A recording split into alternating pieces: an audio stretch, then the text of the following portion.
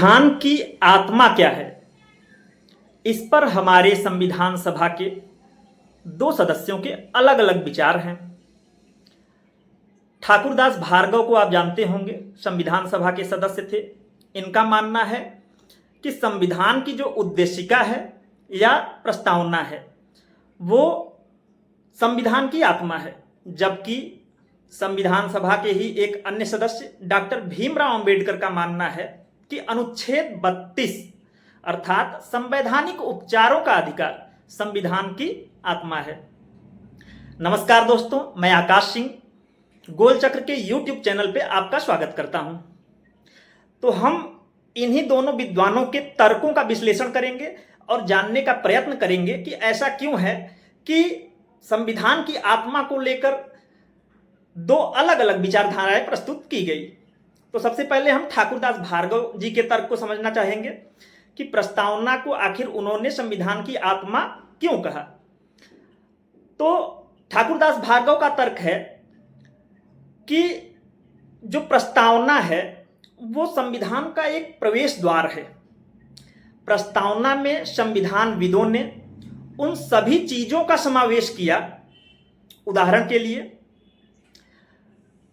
संविधान के शक्ति का जो स्रोत है वो भारत के लोग हैं, अर्थात संविधान की प्रस्तावना की शुरुआत ही होती है कि हम भारत के लोग, यानी कि संविधान को जो शक्ति प्राप्त है या संविधान का जो निर्माण है वो भारत के लोगों द्वारा किया गया है।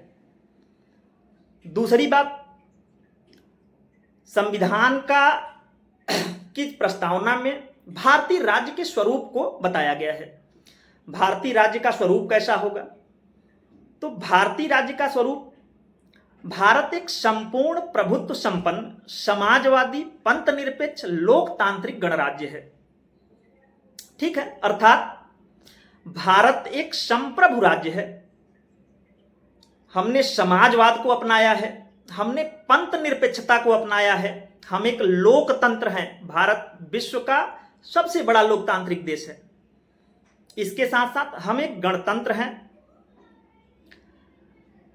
भारतीय संविधान की प्रस्तावना में भारतीय संविधान के दर्शन और किन सिद्धांतों से भारत शासित होगा इसके बारे में जिक्र किया गया है। भारतीय संविधान की प्रस्तावना में 3 प्रकार के न्याय बताए गए हैं: सामाजिक न्याय, आर्थिक न्याय और राजनैतिक न्याय।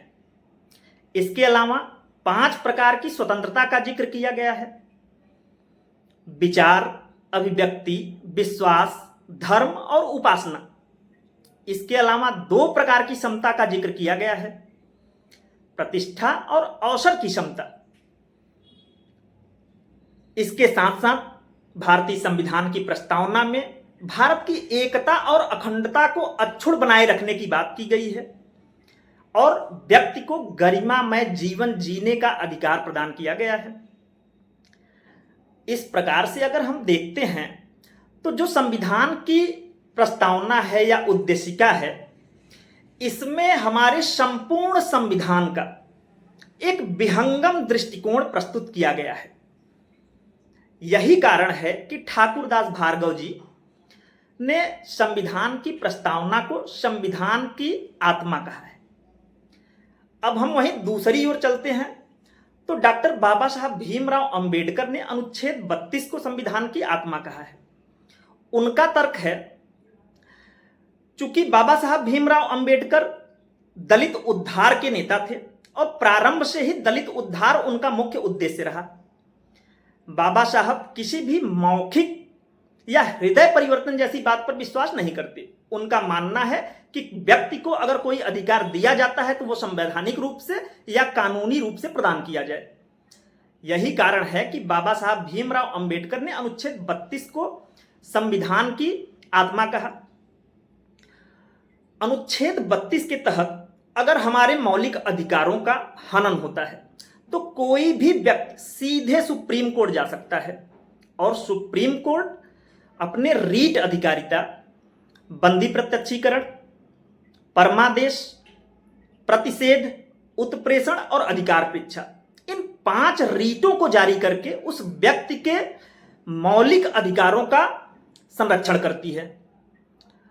इस प्रकार से हम देखते हैं कि मौलिक अधिकारों का संरक्षण जो है ये वाद योग्य है, प्रवर्तनीय है, जबकि संविधान की प्रस्तावना जो है ये वाद योग्य नहीं है। इसके लिए कोई व्यक्ति सीधे सुप्रीम कोर्ट नहीं जा सकता। यही कारण है कि डॉक्टर बाबा साहब भीमराव अंबेडकर ने संविधान के अनुच्छेद 32 को अर्थात संवैधानिक उपचारों के अधिकार को संविधान की आत्मा कहा है। दोस्तों, ये दोनों ही संविधान सभा के सदस्य हैं और दोनों ही हमारे लिए आदरणीय हैं।